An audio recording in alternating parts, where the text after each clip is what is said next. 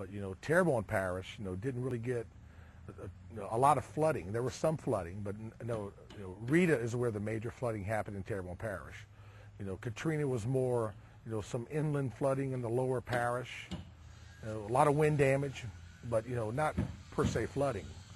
But when Hurricane Rita, came in, there was probably, 6,000 to 7,000 homes that had water or inundated by water here in Terrebonne Parish. And that's where, and that's a pretty big number. It's not the, 20,000 or 30,000 in some other parishes, but from Katrina. But, 6,000 to 7,000 homes with water in Terrebonne Parish, well, it's a lot. Fortunately, there were some homes that were elevated, but, a lot of those homes down there have been there for, decades, started in the 60s and 50s. So, there was no elevation requirement at that time. And unfortunately, a lot of slab on grades. So, that's where a lot of the damage occurred, and and we've been working, toward that here in the recent past to try to help people elevate with their ICC, those who had flood insurance. What's ICC? It's the increased cost of compliance.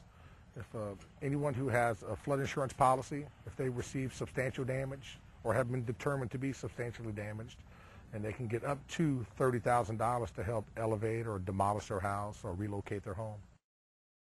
I think in Terrebonne Parish, there has been a lot of elevating that's been done in the lower bayou communities. I mean, it wasn't none around the Houma area, but there's definitely been a lot of people who've used ICC. I mean, we've had hundreds and hundreds of homes in Terrebonne Parish that have used it increased cost compliance through the NFIP to elevate.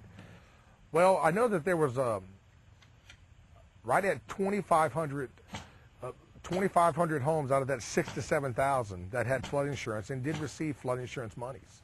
That's one way, and really the only other way is their personal money or through the Road Home program that the state of Louisiana set up through funds from the federal government.